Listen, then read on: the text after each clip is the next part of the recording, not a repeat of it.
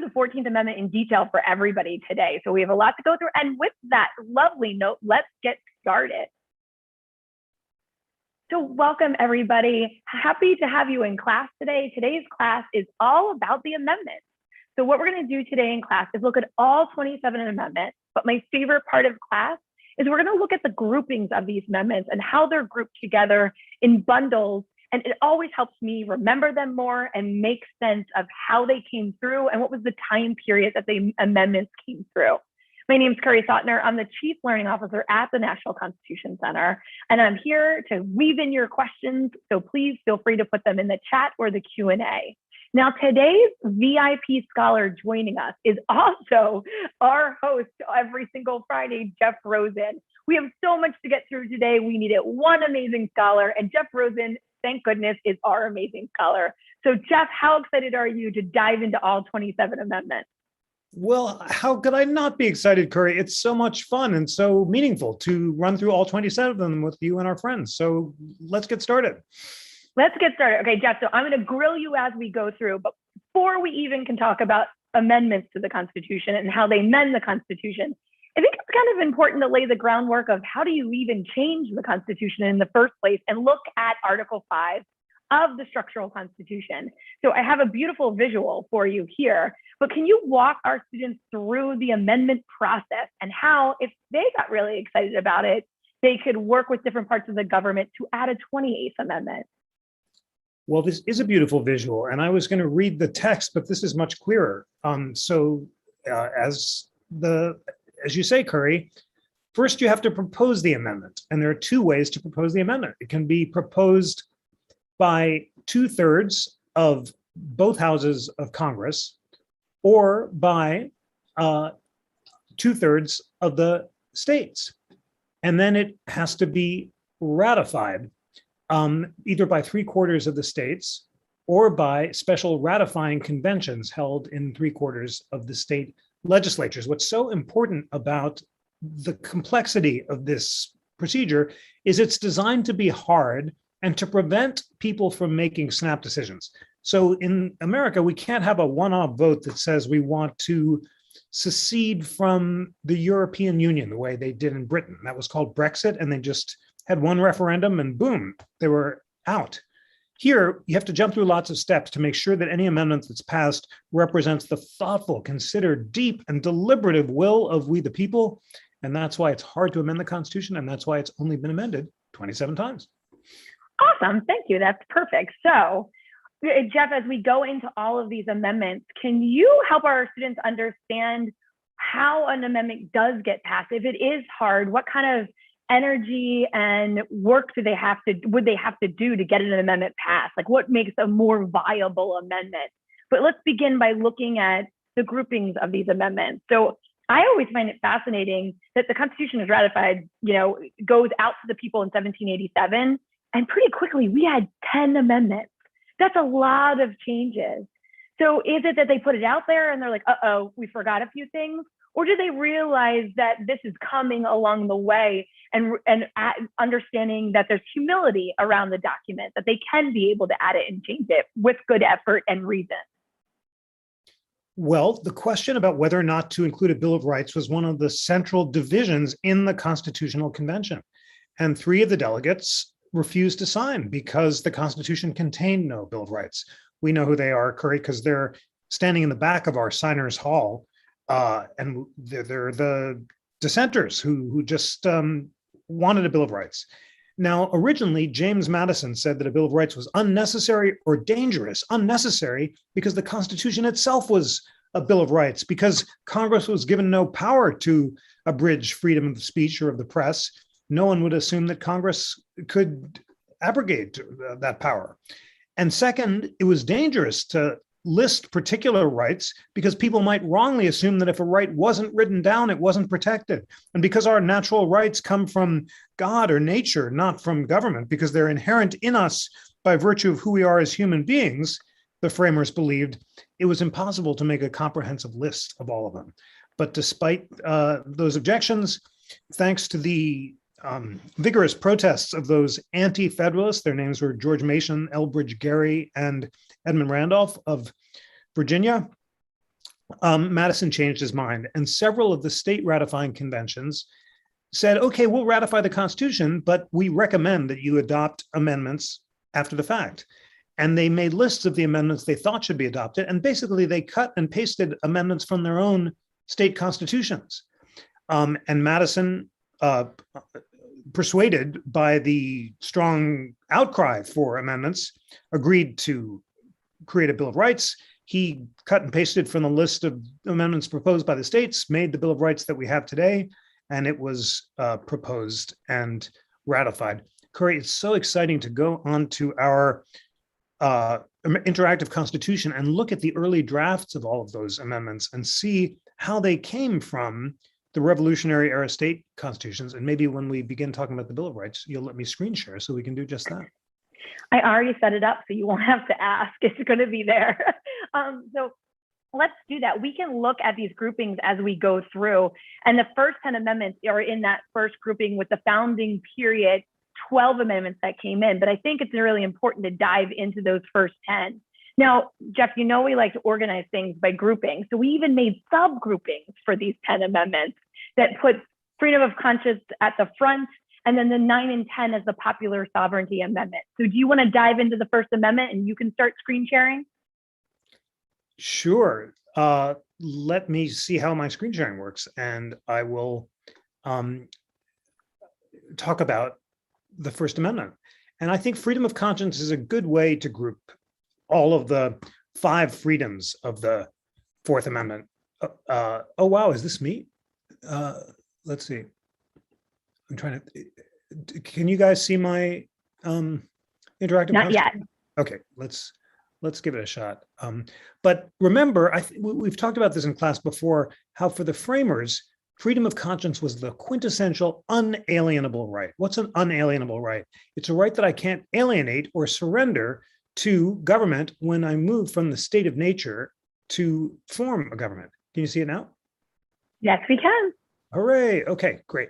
So let's look at all of the 5 freedoms of the First Amendment. And friends, it's so important to go on to the interactive Constitution, begin with the text, and then dig into the interpretations.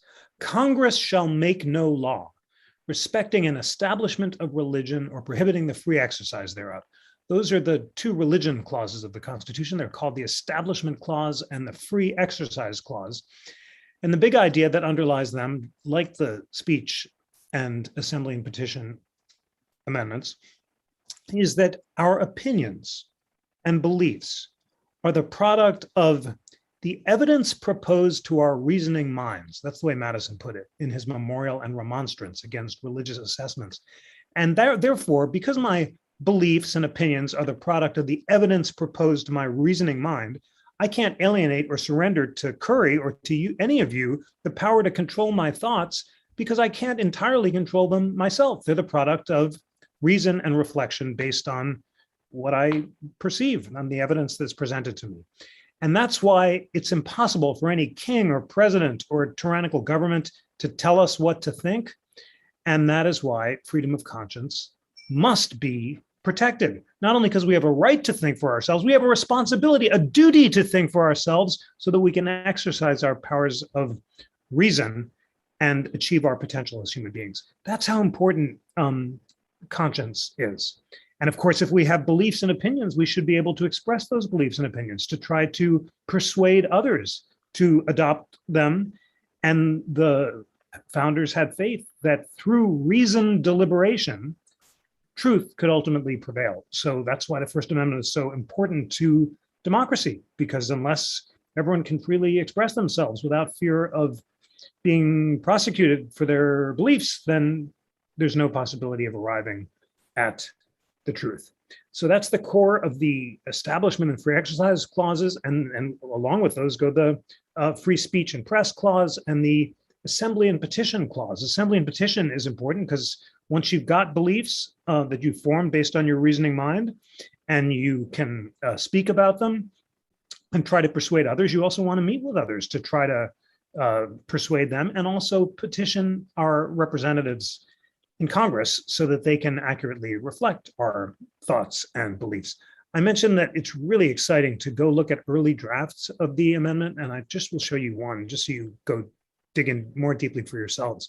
So I mentioned the religion clauses. Here's the First Amendment. And if we go to the Virginia Declaration of Rights, which is always a good place to begin, here's a first draft of what became the Free Exercise Clause, that religion or the duty which we owe to our Creator and the manner of discharging it can be directed only by reason and conviction, not by force or violence. There's actually a typo in our Virginia Declaration, but it's not by force or violence. That's exactly what I just told you the framers thought. Our opinions and beliefs can be directed only by reason and conviction, not force or violence. And that's why, and therefore, all people, or all men, are equally entitled to the free exercise of religion according to the dictates of conscience. Isn't that interesting? And that sort of sums up the essence of the belief. And then you see when Madison's first draft of that clause said, the civil rights of none shall be abridged on account of religious belief or worship, nor shall any national religion be established, nor the full and equal rights of conscience be infringed. So that language about the equal rights of conscience, which came from the Virginia Declaration, survives in Madison's first draft, and we can keep following it along a little bit. There's his second draft. There's the equal rights of conscience. It's still in there. We're going to go to the House, and suddenly it's fallen. No, the rights of conscience is still in there. We're going to the Senate, and it looks like it was just around there, although we can't quite see it, that the conscience language dropped out, and we find the language that we have today. Anyway, very, very interesting to look at those early drafts and to see how the text evolved. And that is the core of the First Amendment. What's next, Curry? Oh, awesome. So the next two are the Second Amendment and the Third Amendment, and we've grouped them together to look at military rights. But I think it's really important to go through, even though Scott loves the Third Amendment, the Second Amendment, and if you want to just perfect. So everybody, I dropped a link to the Interactive Constitution, and you can do the same thing at home as Jeff does it in front of you. It's like a matching game. See if you can find the amendment. So the Second Amendment is so important. Friends, next week on Wednesday, the Supreme Court's going to hear one of the biggest Second Amendment cases in a long time. We just posted a really great podcast on the case last night. You can check it out on We the People. And the question in the case is, does the Second Amendment prohibit New York and other states from requiring permits that show a special need before you can carry a gun in public? Are public carry restrictions unconstitutional? And we have to look at the text of the Second Amendment, which has a well-regulated militia being necessary to the security of a free state. The right of the people to keep and bear arms shall not be infringed. Well, what does that language mean? Obviously, this is one of the most hotly contested questions in constitutional law today. So the best place to begin, the interactive Constitution. Okay, now we're going to read the interpretations of the Second Amendment. Friends, this interpretation was agreed to by the two leading conservative and liberal Second Amendment scholars in America. They're called Nelson Lund and Adam Winkler. And we asked them, what do you guys agree the Second Amendment means? And they said a bunch of things, and it would be great if you'd read it in full, but I want to just call out this one paragraph. They say, implicit in the debate between the Federalists and Anti-Federalists were two shared assumptions. First, that the proposed new Constitution gave the federal government almost total legal authority over the army and militia. Second, the federal government should have no authority to disarm the citizenry. They disagreed only about whether an armed populace could adequately deter federal oppression. That's so interesting because our two scholars agree the main focus of the original Second Amendment was to allow citizens to group together in well-regulated militias so they could deter federal oppression. They were afraid that the federal government's going to come and take away all our rights or quarter soldiers in our home, as the Third Amendment forbids, as Scott rightly feared. So their defense mechanism against an overweening federal government would be citizens who are armed in a well-regulated militia who could defend their liberties against federal tyranny. Now, that doesn't answer the hard questions today about, well, can you carry a gun in public for reasons that don't involve militia, that might involve self-defense. The Supreme Court, in a case called U.S. v. Heller, not too long ago, held that the Second Amendment is an individual right that includes a right of self-defense, and therefore you can't totally ban guns in the home. And therefore DC and Chicago, which banned gun use in the home, violated the core of that individual right of self-defense. Here, I want to encourage you to go to the Interactive Constitution and check out the early drafts of the Second Amendment. It is so interesting, friends, to see that most of the original corollaries of the Second Amendment, because I told you Madison was cutting and pasting from these Bills of Rights, look a lot like the final draft of the Second Amendment in the Constitution. Virginia, always a good place to begin because Madison had it by his side when he wrote the Bill of Rights, says that a well-regulated militia composed of the body of the people trained to arms is the proper, natural, and safe defense of a free state. That standing armies in times of peace should be avoided as dangerous to liberty, and that in all cases, the military should be under strict subordination to and governed by the civil power. Well, that's a pretty clear expression of the central purpose that we just learned from our two scholars, that folks thought that a well-regulated militia composed of the body of the people was a natural defense of a free state, and standing armies by the federal government are dangerous. It doesn't answer the question, though, about what about that individual rights component? Well, it turns out that two of the original state constitutions viewed the right to bear arms at the time of the founding as a clear individual right. Vermont says the people have a right to bear arms for the defense of themselves and the state. So it's for self-defense. And then Pennsylvania is even clearer. The minority in Pennsylvania says that the people have a right to bear arms for the defense of themselves and their own state, or for purposes of killing game. And I think that the Pennsylvania Constitution itself, there we go, the right of the citizens to bear arms in defense of themselves on the state. So interestingly, there are only two of those 13 original states that talk about the right to bear arms in defense of yourself, but the Supreme Court held that the Second Amendment does protect an individual right. Now, what about the question in the case? Well, go check out the podcast, because our scholars there disagreed on the question.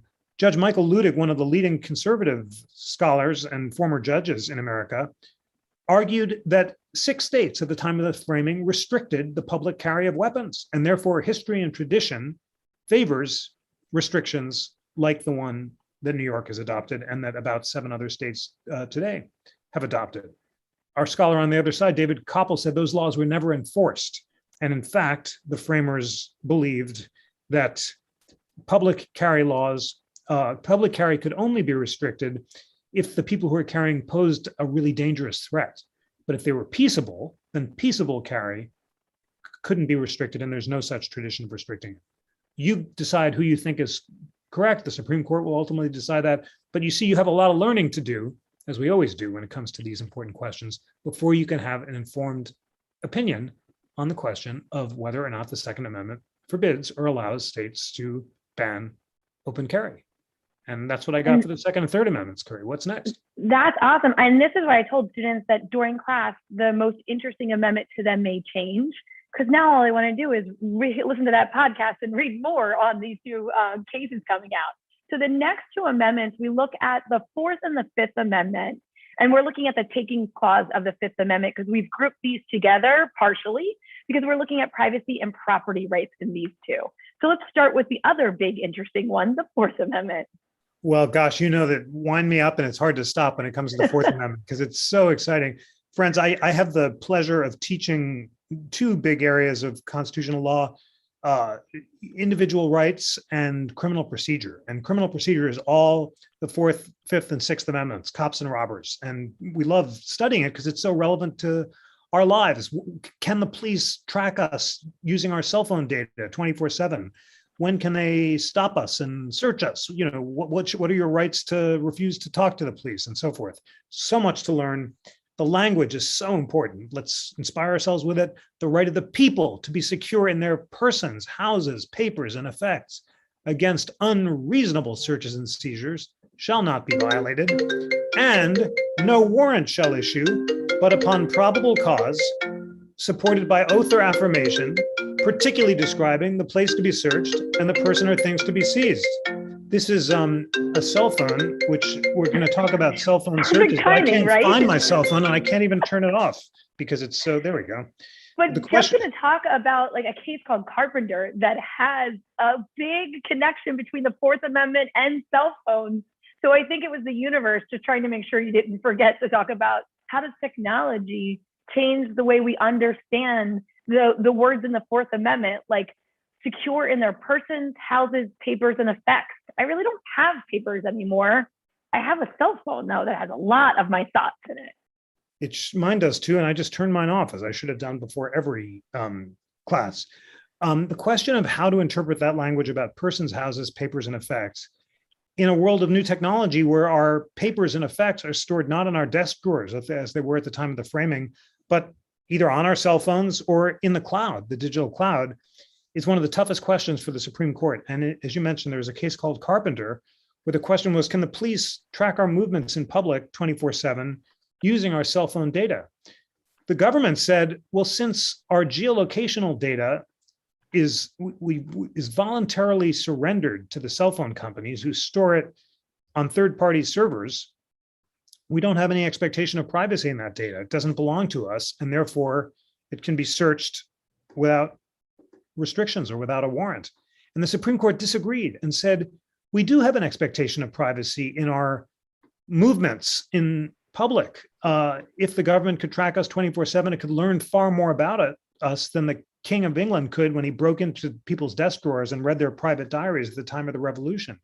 And therefore, essentially, the court said, you do need a warrant before you can do a really intrusive search of someone's digital effects, not explicitly, but in effect, the court is adding the word digital to effects and saying we have an expectation of privacy in it. Other justices disagreed and said you have to show that there's a violation of our private property rights before you can trigger the Fourth Amendment, because the framers thought that you needed physical trespass onto someone's land, onto their persons, houses, papers, and effects before the Fourth Amendment kicked in. And here there was a disagreement about whether or not the contracts that we had with the cell phone company not to disclose our data created a kind of property right in the data that forbade the government from violating it. So really interesting questions about whether you need a private property violation to trigger the Fourth Amendment. All this is within the context of the first clause of the Fourth Amendment about what's protected, but it's the second clause, and no warrant shall issue but upon probable cause, supported by oath or affirmation, particularly describing the place to be searched and the person or thing to be seized. That, for the framers, was really important because they were very afraid of what were called general warrants or writs of assistance. These were the instruments of tyranny that sparked the American Revolution. King George was trying to find out who was writing pamphlets criticizing him, so he authorized his henchmen to break into people's houses and read their private diaries to see who was criticizing him. And he did that under something called a general warrant that basically said, go find the author of this nasty pamphlet, but it didn't specify the houses to search in or the people to look for. And it gave the king's agents a free rein to break into anyone's house and break into any desk drawers looking for the author of these pamphlets. Obviously, that would violate a huge amount of privacy in the same way that digital eavesdropping on our international phone calls would under terrorist surveillance programs. And that's why the framers said, if you're going to search someone's house, you better say in advance, who are you searching? What are you looking for? Where are you searching it? And go to a neutral magistrate who can sign off on the warrant and be convinced that there's a high degree of cause, probable cause, to support the warrant issuing. So that's the two clauses. They interact with each other in meaningful ways. Our current Supreme Court has interpreted a search to be presumptively unreasonable unless there's a warrant. Some people think that that has things backward because the framers thought warrants were bad things. They were instruments of tyranny rather than friends of liberty, and they wanted to constrict the circumstances under which they could be issued. But the bottom line for all of us, students of the Fourth Amendment, is to identify the circumstances when a warrant is necessary and when it isn't, and that is much of what we study in criminal procedure. Awesome. And again, students, in a couple of weeks, we have a class coming up just on the Fourth Amendment, so we can dive in deep. So now we look at the next grouping. It's a little bit connected to the Fourth Amendment, but we're going to look at fair process and jury rights and rights of the accused. And this will go through Fifth, Sixth, Seventh, and the Eighth Amendment. All right. Well, that will be great fun. And I'm going to try to backclick as my screen is freezing, but we know that. If you want me to, I can pull it up too. No, don't take away my screen sharing privilege. I can seize it. I love them so much. Even when you can see all my bookmarks and privacy reports, which is always wonderful because I have a lot of great bookmarks about essays on the Fourth Amendment. Okay, Fifth, Sixth, and Seventh, and Eighth is what we want to talk about. Yeah, and I'll drop them in the chat for everybody too. some of these are rights at trial. What's so interesting about the American legal system is you get a tremendous amount of more rights if you go to trial than if you don't. So the right to a grand jury indictment, the right not to be charged twice for the same offense, which is double jeopardy, the right to invoke the Fifth Amendment, not to incriminate yourself if there's any possibility that what you say might be used against you in a criminal trial, the right not to be deprived of liberty without due process, which generally includes a trial and all of its, all that goes along with it, are all Fifth Amendment rights. And then there are rights at trial, which say that the trial has to be speedy. You know, you can't keep someone in jail for a huge amount of time. In fact, more than 48 hours without giving them a hearing to tell them what they're being held for. And a jury trial itself, which is an extremely carefully regulated legal process. The right to have witnesses in your defense and to confront witnesses against you. The right to have counsel and to have the state appoint one if you can't pay for it. All are crucial. The Miranda warnings, which you guys know by heart, perhaps, you have the right to remain silent. Anything you say can and may be held against you. You have the right to a lawyer. If you can't afford one, one will be appointed for you. All of those are the Supreme Court says are core to protecting the rights of the Fifth and Sixth Amendments. And then it turns out you get a jury trial in civil lawsuits over a small amount of money, but if you want. But what's so striking, and then there's even more, that once you've had the trial, you can't have excessive fines imposed, you can't have cruel or unusual punishments. So there's all the things the government has to guarantee if you go to trial, and that it is prevented from violating. But here's the kicker. Almost no cases go to trial. Friends, I don't have the percentage at hand, but a tiny percentage of all charges against people for crimes actually end up before juries. Why? Because most cases are resolved by something called plea bargaining. Essentially, the government says, hey, defendant, you could go to trial and risk, if you lose, going to jail for a really long period of time, or if you agree to plead guilty, we'll reduce the amount of time you have to serve and give you this deal, because we're so eager to avoid trials because they're really expensive, and we'd rather that you just accept guilt up front.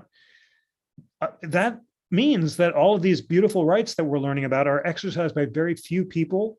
And some folks think that it gives prosecutors huge power to kind of put tremendous pressure on people to plead guilty, because you get much less time in jail if you plead guilty than if you roll the dice and risk losing at the trial. So they're very important rights to study, and they're crucial to American legal history, and they're the essence of liberty.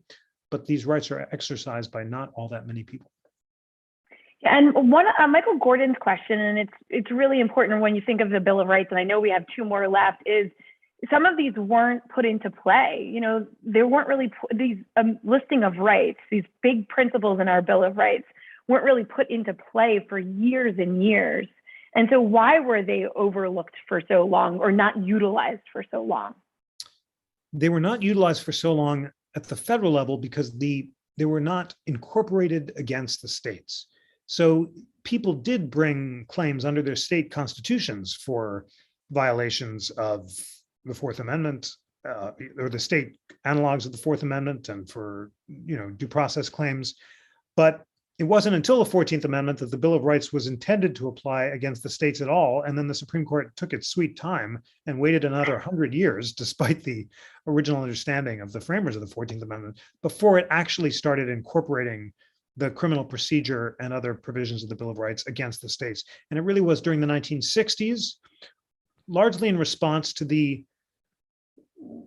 I'll just use the word racially discriminatory law enforcement systems, often in the South, that the Supreme Court began to apply these crucial criminal procedure provisions against the states. And it wasn't until the beginning of the 1970s or so that most of the criminal procedure provisions are incorporated against the states. So that's why it took so long. Awesome. And as we're talking about the people in the states, I think that leads us perfectly to 9 and 10. We talk about in 9, we say by the people and for the people and to the people in 10. So can you walk us through those two popular sovereignty amendments in the Bill of Rights? Yes, I think calling them popular sovereignty amendments is an excellent phrase. Let's read the 9th. The enumeration of certain in the Constitution of certain rights shall not be construed to deny or disparage others retained by the people. That language, retained by the people, should remind us of the idea of unalienable rights. When we move from the state of nature to civil society, the framers believed we surrender or alienate temporary control over certain rights so that we can obtain greater security and safety of the rights we've retained. So the 9th Amendment is reminding us that we retain certain unalienable inherent natural rights when we form governments.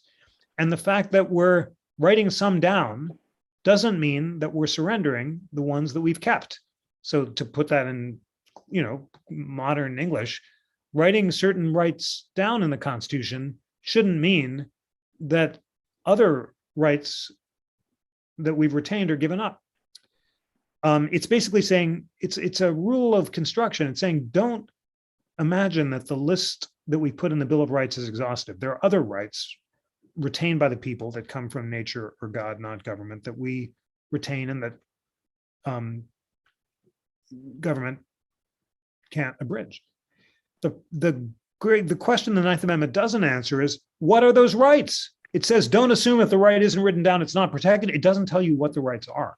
So much of the great battles over constitutional interpretation ever since the Bill of Rights was ratified include what are those unenumerated rights? And unenumerated is a fancy word for not written down. To take the most controversial and important example today, next Monday, the court's going to hear an important case out of Texas involving abortion rights. And the right to reproductive choice is not enumerated or written down in the Constitution. The right to privacy is not enumerated in the Constitution as a right to privacy. And yet the Supreme Court held in Roe v. Wade and subsequent cases that the Liberty Clause of the 14th Amendment is broad enough to include a right to privacy that protects a right to abortion. Supporters of that right say that that's a correct interpretation of the Liberty Clause and that the right to privacy is inherent in us. And indeed, Justice Anthony Kennedy basically suggested that it was a natural right, one of those unenumerated rights. He said, at the heart of liberty is the right to define one's own conception of meaning of the universe, the mystery of human life.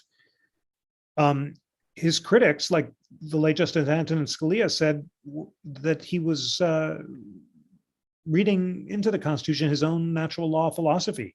And the constitutional text doesn't say anything about a right of autonomy or the right to define your own conception of meaning in the universe. And therefore, Justice Scalia, who was a textualist and an originalist, said, if the right's not written down, I'm going to be pretty skeptical about enforcing it. And then you kind of say, well, what about the 9th Amendment? So this is what there's a huge amount of debate about the 9th Amendment. The 9th Amendment, everyone agrees, is not a source of rights. If you think there's a right to abortion in the Constitution, it doesn't come from the 9th Amendment. But the supporters of that unenumerated right to reproductive choice say the 9th Amendment just reminds us the fact that the right isn't written down doesn't mean it's not protected. And then we have the 10th Amendment, which, as you said, Curry, is a federalism provision. And that's the one that my screen is freezing, but tells us, and if you can get it faster, then. Yes, it is. The 10th Amendment, the powers not delegated to the United States by the Constitution, nor prohibited by it to the states, are reserved to the states respectively or to the people.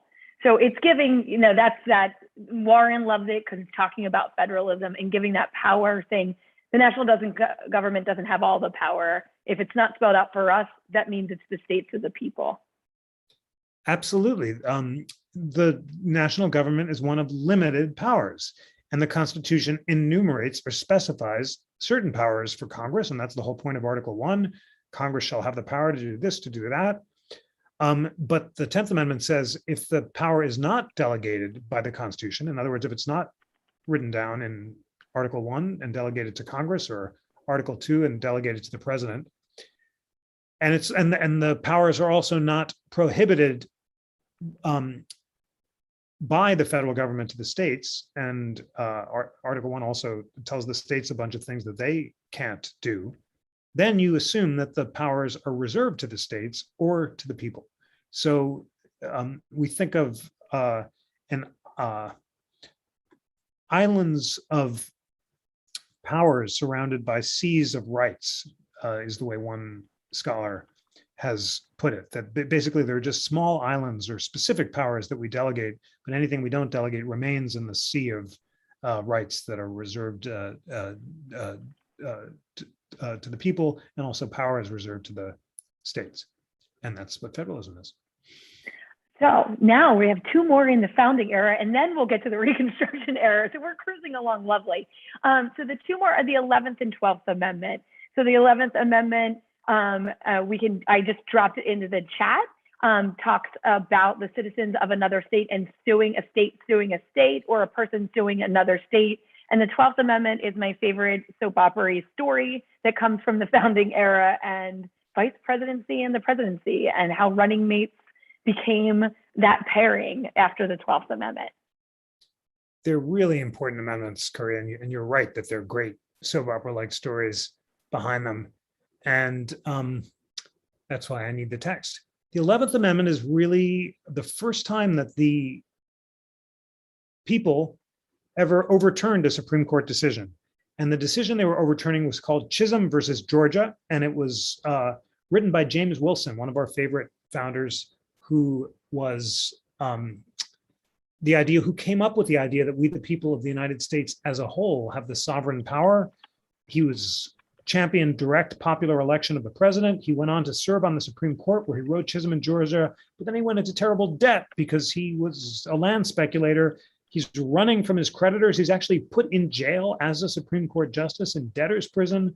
And then he escapes and he dies in a rooming house in North Carolina. It's a sad ending to a great hero of the Constitution. He also wrote brilliant lectures on natural law, which are among the greatest law lectures ever written by an American, and they're well worth checking out. But in the Chisholm and Georgia case, he basically said that citizens of another state could sue the state of Georgia because of the idea of popular sovereignty. Since we, the people, are sovereign, the idea that a state has sovereign immunity from suit, seeming to suggest that the state is sovereign, not the people, is antithetical to the idea of popular sovereignty. But the states didn't like that. They didn't want to open themselves up to suit, so because they, controlled the amendment process in Congress with the state legislatures elected senators and representatives of each state were looking out for state interests. They passed the 11th Amendment, which says, let's read it. It's kind of complicated, but important. The judicial power of the United States shall not be construed to extend to any suit in law or equity commenced or prosecuted against one of the United States by citizens of another state or citizens or subjects of any foreign state. So just to review what that says, it says that one of the United States, cannot be sued by citizens of another state. So Georgia can't be sued by citizens of, I don't know, I forgot where they were from, North Carolina or New York or wherever. Here's the kicker. The Supreme Court has interpreted this amendment to say something very much broader than what it actually says. The Supreme Court has said a state can't be sued even by its own citizens. Sovereign immunity is so broad that if you're a citizen of Georgia or Texas, you can't sue the state of Georgia or Texas because of the sovereign immunity. That is going to be key in this Texas abortion case, because in order to get around the idea of sovereign immunity of the state of Texas, the people who designed that law came up with a very complicated scheme of private enforcement where individual plaintiffs can sue the Uber drivers who take women to exercise their right to abortion, recognized by Roe v. Wade, at least as long as until the Supreme Court changes its mind about that question. So here's a good case of a Supreme Court decision that is not at all consistent with the text or original understanding of the Constitution. The case construing the 11th Amendment more broadly, like this, is called Hans v. Georgia. And yet, justices of all perspectives, conservative and liberal, continue to construe the 11th Amendment in this broad anti-originalist way. So I'm just citing that because it is such a stark example of non-originalist jurisprudence. The 12th Amendment, as Curry said, is a great soap opera story. The really fast version of it is that the election of 1800 is so close between Adams and Jefferson that according to the voting rules of the time, electors are supposed to vote for a candidate for president and vice president, and the person who comes in first is president and second is vice president.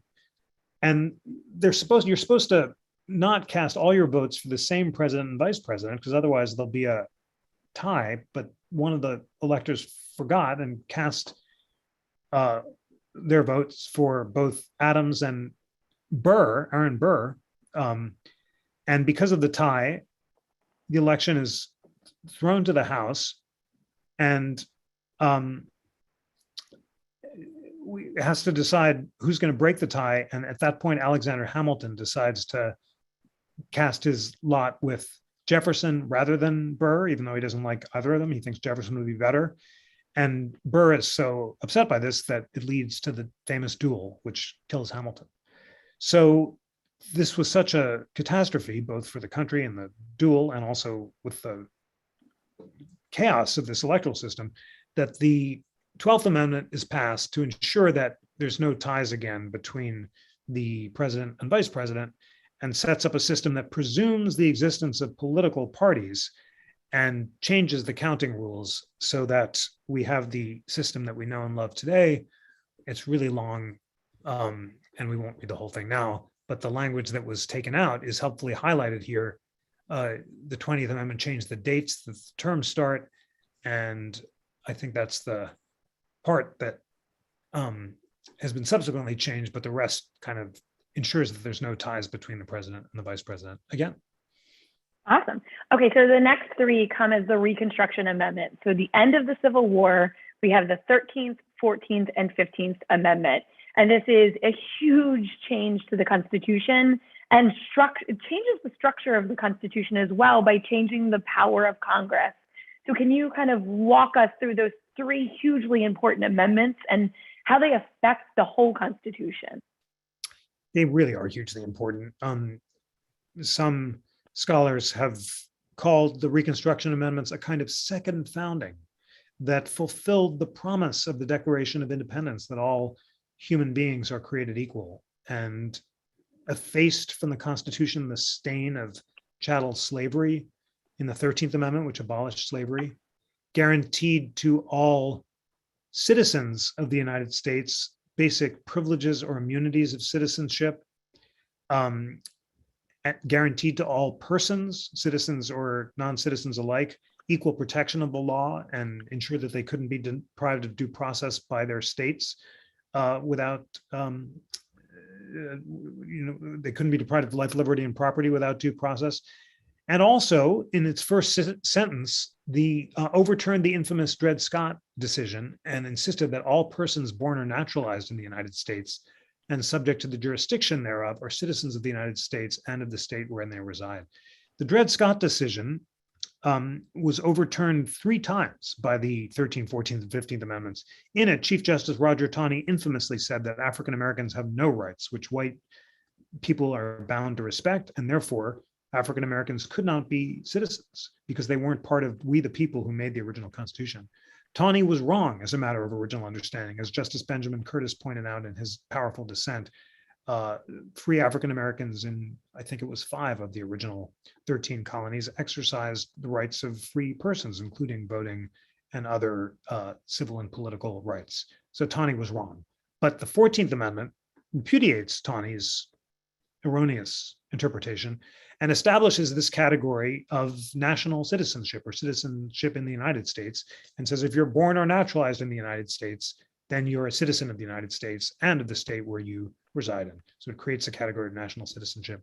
The second, it's worth reading every sentence in this section 1, because I'm teaching constitutional law this term at GW Law School, and everything is about section 1 of the 14th Amendment. This is where all of the most controversial cases the court is hearing today come from: abortion, affirmative action, um, uh, the Second Amendment, because it is the Second Amendment's incorporated through the 14th Amendment, as well as cases involving citizenship, all come from this language.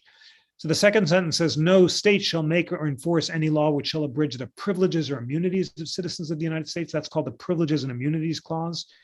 It was read out of the Constitution by a really wrongly decided case, according to most scholars, called the Slaughterhouse Cases, soon after the amendment was passed in the 1870s. So it doesn't have a huge amount of juice today. And most of the action of the Privileges or Immunities Clause has been imported into the next sentence we're going to read. Nor shall any state deprive any person of life, liberty, or property without due process of law. That's called the Due Process Clause. And the work that the Privileges or Immunities Clause was intended to do, to extend to all citizens certain basic civil rights or privileges or immunities, like the right to make or enforce contracts, to sue and be sued, as well as most of the rights of the original Bill of Rights, have now instead been read into the Liberty Clause of the Due Process Clause, which is not as obvious a place for them, and creates this linguistic awkwardness of something called, I know this is technical, but this is really important for what the Supreme Court's deciding today. It's called substantive due process. It's saying there's certain substantive liberties or rights that are so important, so fundamental, that states can't deprive them even with due process. Even if they give you a proper trial with all your procedural rights protected, they can't deprive you of your right to, well, abortion, because abortion was a substantive due process right that was read into the Constitution as a liberty, although it might originally have been thought of as a privilege or immunity. And then finally, we get to the Equal Protection Clause, which of course is so important. That's where Brown v. Board of Education came from. When the court said that segregation was unconstitutional, it said that was a violation of the promise that no state shall deny to any person within its jurisdiction the equal protection of the laws. The rights protected by the 14th Amendment were originally conceived of as what were called civil rights, not political rights. A civil right is a right that I can exercise in one state and take to another. So if I'm in Pennsylvania, I can go to Virginia and make contracts. I can sue and be sued. I can engage in the ordinary occupation of life. I can exercise free speech and exercise my rights under the Bill of Rights, but I can't vote in Virginia elections or serve on Virginia juries. I have to be a citizen of that state in order to exercise political rights. That's why the 15th Amendment is so important, because it comes along and says the right of citizens of the United States to vote shall not be denied or abridged by the United States or by any state on account of race, color, or previous condition of servitude. So this is, at least in theory, saying that African American men, because at the time, this amendment extends political rights to African American men, but not to women, guarantees to these basic political rights to African American men. Now, as it happened, as soon as the amendment was passed, it was eviscerated by a series of discriminatory poll taxes, literacy tests, and other ruses and devices designed to prevent African American men from voting. And just, it's such a heartbreaking story that we tell in our amazing exhibit on the battle for freedom and equality after the Civil War. There was a brief shining moment after Reconstruction when lots of African Americans are elected to office and serve in Congress. But then, thanks to these discriminatory ruses as part of Southern redemption, African American voting goes almost down to nothing, and it takes another 100 years nearly, especially the Voting Rights Act of 1965, to make the promise of the 15th Amendment meaningful. But I shared all that with you both because it's so important. Frederick Douglass thought that the right to vote was the guarantee of all other rights if it were meaningfully enforced, and also to distinguish the political rights protected by the 15th Amendment with the civil rights protected by the 14th Amendment. That brings us to our next time period. So we're going to look at the progressive era, and that starts with the 16th Amendment and moves us all the way to, perfect wrap up there, Jeff, the women's right to vote into the 19th Amendment in 1920. So we have 16, 17, 18, 19, I can count, I swear. And all these big amendments coming out in this progressive time period. So first, maybe we kind of wrap around the idea of what's this big energy and change that happens during the progressive time period?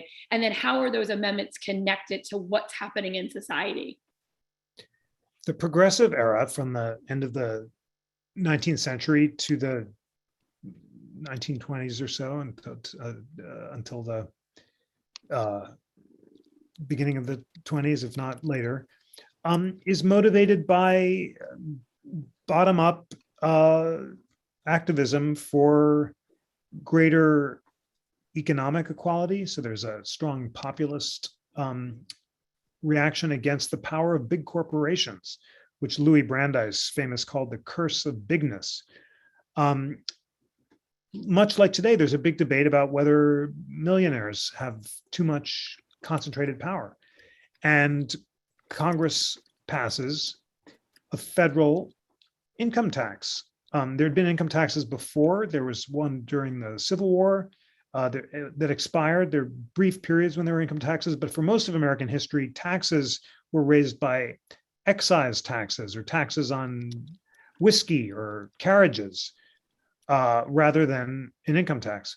But when the income tax was passed in the Gilded Age, the Supreme Court struck it down in a case called the Pollock case on the grounds that an income tax is a direct tax, and the original Constitution said that all direct taxes have to be apportioned among the states. In other words, if there are, the citizens of Delaware have to pay whatever, a fraction of the whole income tax that corresponds to their share of the entire US population.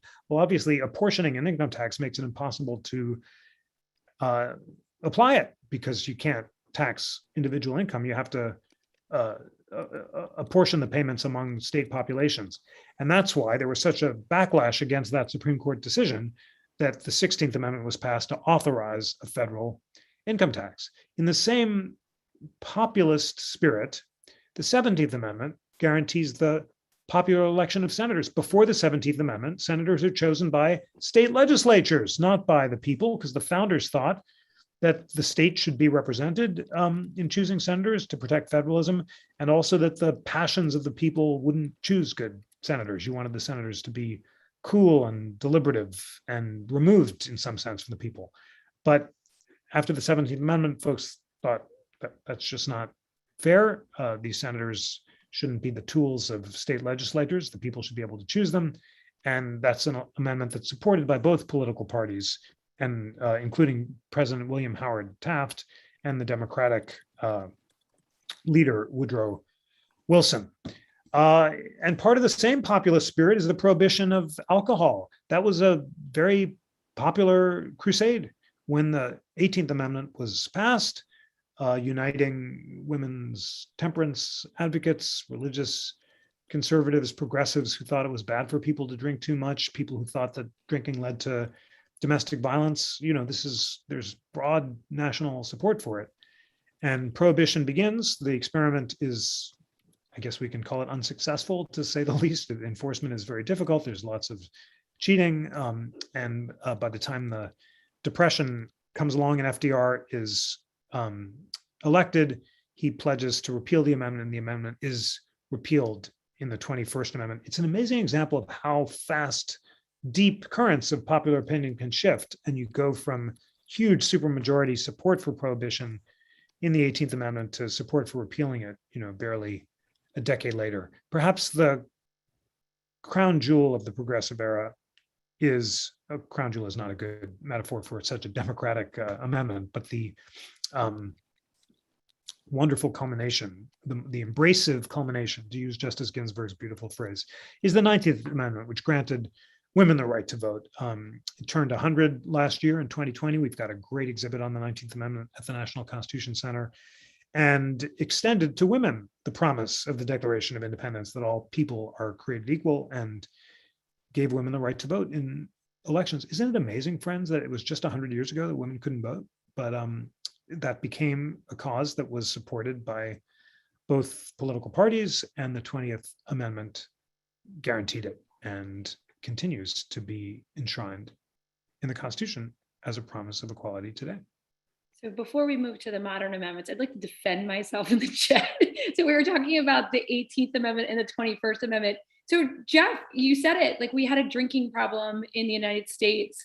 And the one good thing that, well, there could be more than one, but a big thing that comes out of the 18th and the 21st is our national drinking problem actually lowers. So the effect of the 18th Amendment does stop the mass drinking issue that was going on in the States. And you can see it in the diseases that came from alcoholism. So random side fun factoid for you. And now with that note, let's move on to the 20th Amendment. And this brings us into the beginning of the modern era when looking at the 20th Amendment and the date of the president. Yes, this is the beginning of a series of procedural and voting related amendments that are going to follow the 20th Amendment. And this one basically is a logistical amendment because there was a really long wait between the presidential election and the time the president took office. Before, FDR is elected in November, but doesn't take office till March, according to the old Constitution. And the country keeps begging him to get involved and save them from the Depression, and he doesn't want to own the problem until he's president. So the 20th Amendment says the president's term starts on January 20th, not on March 4th. And then it goes on to talk about presidential succession. And this is such a complicated amendment, but the bottom line is there are all sorts of nightmare scenarios about what would happen if the president and vice president both die. And some folks think the 20th Amendment really is not clear enough to set out a good succession plan. But that is the core of the 20th Amendment. And you did go over the 21st Amendment there. So that leads us perfectly on that stream of presidential amendments and jumps us to the 22nd Amendment. And, you know, two terms for president. Why was this passed? Because of FDR. Franklin Roosevelt is the only president to serve 4 terms. He was elected to his 4th term and unfortunately died. He was elected in November and died in April. Congress thought we don't want to have a 4-term president anymore. So they passed the 20th Amendment, which puts a 2-term limit on the presidency. Going back to tradition, putting it in the Constitution. And that brings us to an amendment that, you know, a lot of people in DC are really happy about, the 23rd Amendment in 1961 and the vote for DC. I'll tell you about DC, but I'll also share with you, I started doing this with my kids, but I still do it myself to try to make sure I can name the 23rd, 24th, 25th, and 26th amendments. I have to come up with little mnemonics and they never really work, but here's the homework. If you guys feel like you're up for it, after class today, see if you can basically recite all the amendments. And I always have the most trouble with the 23rd, 24th, 25th, and 26th because they're not used much and they're related to each other. But here we've got the interactive Constitution in front of us, so we can review them together. The presidential vote for DC says that DC gets basically electors equal to the whole number of senators to which it would be entitled if it were a state. And that is 2, I think. Unless I'm messing up the math. We can try to go deeper into it, but although people in DC don't have the right to elect congresspeople and representatives, they do have a right to be represented in the Electoral College for presidential elections. You can chat me if I'm getting that wrong, but that's since it's not, I've been a citizen of DC for a bit, although I now live in DC and Pennsylvania, and everyone in DC knows that in practice, their electoral votes don't count much because there's so few of them, but the 22nd Amendment gave us our electoral votes in DC. And then we come to the abolition of the poll taxes. This is important because this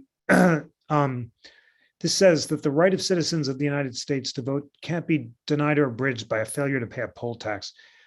I told you that after the 15th Amendment, Southern states in particular were trying to disenfranchise African Americans by saying you have to pay something before you go to the polls. And if you're poor, you can't pay. So that prevents you from paying the tax.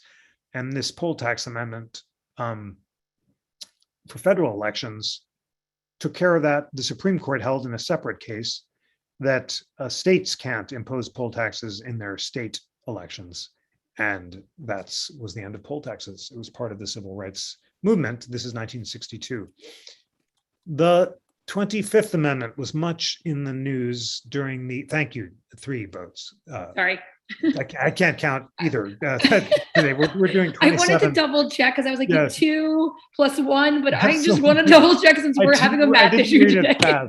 2, 3, it doesn't really matter in the end. Although, of course, it does. We know how close the Electoral College can be. So the difference between 2 and 3 votes is 1 vote, and that can matter. Presidential disability and secession. Remember when there were some citizens and even some administration officials who were calling on Vice President Pence to invoke the 25th Amendment to say that President Trump wasn't able to serve. And without taking a position on whether those calls had any merit, you couldn't decide if they had any merit unless you read the 25th Amendment. And the significant section is section 4, which says that whenever the vice president and the majority of either the cabinet or some other body tells the Speaker of the House and the Senate president that the president can't discharge his duties, basically that he's disabled, then the vice president assumes powers and has become an acting president. But then the president can say, hey, I'm fine. I'm not disabled at all. I've never felt better. And in that case, he becomes president again, unless the vice president and the same group, the majority of the cabinet or some special body that Congress creates, say once again, no, he's really disabled. He's really not able to perform his duties. And then Congress has to decide whether the president can perform his duties. It's a pretty complicated mechanism. It was originally designed just to deal with the fact that President Eisenhower had a heart attack and President Kennedy was sick. And Congress wanted to have a procedure for what happened if the president was temporarily disabled, just to have a clear procedure where the president can say to the vice president, you're acting president. And that's section 3. When the president transmits to the House that he can't discharge his duties, then the vice president becomes acting president. And that's what the amendment's been used in the past. President Reagan, before he had surgery, made President Bush acting president, and the amendment's been voluntarily invoked a few other times since then. We've never had this involuntary scenario under section 4 where the vice president and the cabinet basically say, hey, we really don't think the president can function against his will. And then moving backward, this also says that what happens if there's a vacancy in the office of vice president, which actually happened when President Nixon resigned and President Ford became president, and there was no vice president, and you had to have the president nominating an office, a vice president who was confirmed by Congress, and that was Nelson Rockefeller in Ford's case. And it also explicitly signifies something that had been taken for granted but never explicitly spelled out in the Constitution in section 1, which is that if the president dies or resigns, the vice president is president. Ever since, I think it was Tyler was the first president to assume that he was not just acting president, but full president on the death of William Henry Harrison, Tippecanoe, and Tyler too. So that established the precedent that the vice president could become president, but it wasn't explicit in the Constitution, and the 25th Amendment spelled it out. All right, we're getting there. We're getting there. 26 is my favorite because it happens so fast. It's 4 months. It's the fastest one to be added. Vietnam War is going on. So tell us about the 26th. We'll wrap it up with the 27th and a fun story. And then we can ask the students what they think would be the 28th Amendment. Real quick, we're only like a half an hour over, but it's perfectly awesome. So go for it. It was indeed fast to pass the amendment, so I'll be fast in describing it and say, go check out the amazing podcast we just did with one of the guys who was like the James Madison of the 26th Amendment. He was a staffer for Birch Bayh, who was the senator who basically was the driving force behind the 25th Sixth Amendment, as well as two other amendments, the ERA, and he almost passed an Electoral College amendment, which didn't quite pass, but just failed by a few votes. And the basic idea is if you can, old enough to fight, old enough to vote. That was the theory. Everyone's going off to Vietnam. They're 18 years old. They're risking their lives for America. How could you deny them the right to vote in American elections? And that slogan was so compelling that both parties agreed, Congress proposed it, and the states ratified it really fast. So the 18th Amendment is important because it reminds us we can pass amendments fast if people want to. If there's a total consensus, old enough to fight, old enough to die, got it. Everyone agrees, boom, you got the amendment. When there's a real national need and a national consensus, we can move fast. And that's exactly what we did with the 18th Amendment. And that leads to the 27th Amendment, which far from moving fast, moves so slowly that it was shortest proposed. and the longest. Absolutely. It was proposed as one of the original amendments proposed as part of what would have become the original Bill of Rights. We have at the National Constitution Center one of the 12 surviving original copies of the Bill of Rights, or we did a year or so ago, and we're going to get it back again soon. We're sharing it with New York. And the original First Amendment was not the Free Speech Amendment. It was an amendment that said Congress can't raise its salary without an intervening election. That one didn't pass. The original Second Amendment wasn't the gun amendment. It was the one that became the 27th Amendment. It said Congress can't vary its compensation without an intervening election. And the idea is to prevent Congress people from lining their own pockets by raising their salaries. You have to wait before the raise goes into effect. The amendment was ratified by a bunch of states, but stalled over the centuries. And then in the 1990s, a college student who'd been assigned to write about the amendment for a term paper looked at the states that had ratified and thought, hey, we're just one or two short. And he wrote this paper and made this argument. And as a result of this paper, the few remaining states ratified the amendment. And then the archivist of the United States had to decide, can an amendment that is proposed 200 years ago and then is ratified 200 years later, does that become part of the Constitution? And he said, well, since there's no time limit on the original amendment, then yes, it is part of the Constitution. He certified it as part of the Constitution. And although the student had originally received a failing grade on his paper, or a really low grade, after the amendment was passed, I think that the grade was raised, as it should have been, because it's a brilliant example of how studying the Constitution can inspire fundamental constitutional change. And that's the story of the 27th Amendment. And I love it. It's a great story. And it also talks about how one guy and one paper can make a lot of energy to get an amendment passed as well. So the shortest to the longest. Jeff, thank you so much for walking us through all those amendments, taking the time to really dive deep so we understand the stories behind the moment, because that really helps us understand how amendments change and what significant change that they do. So thank you so much. One of the questions that our Maria had was, are there any amendments on the table right now being considered? We talked about the ERA a little bit, and that debate about the timing on it, the expiration date on the ERA is in debate right now. But are there any other big ones that you think we should keep an eye on?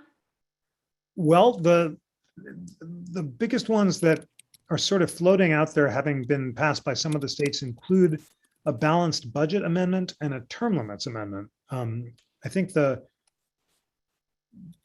balanced budget amendment is the one that's closest to being actually getting the necessary ratification, but it's not quite within distance of that. The Constitution Center has an amazing project called the Constitution Drafting Project, where we asked leading conservative, libertarian, and progressive scholars to propose their own 28th Amendment. And our conservative and progressive teams have come close to agreeing on a 18-year term limits for Supreme Court justices amendment, and an amendment that would create a national popular vote and eliminate the Electoral College. And we're going to bring them back to Philadelphia to see if they can actually agree on language for those amendments. And if they do, can't wait to share the text with you. But those are the amendments that are in the air. Awesome. So much fun. And then it's a continued system of humility that things should be changed, but also not easy and not on a whim. So thank you so much, Jeff. What a great way to wrap up this class and this week. And what a fun thing to dive into whatever amendment you found interesting during this last hour. And this was fantastic. Everything you need on the amendments right here. So have a great day, everybody. And thank you so much, Jeff. Thank you, Curry. Thank you, friends. Have a great weekend. Bye-bye. Bye.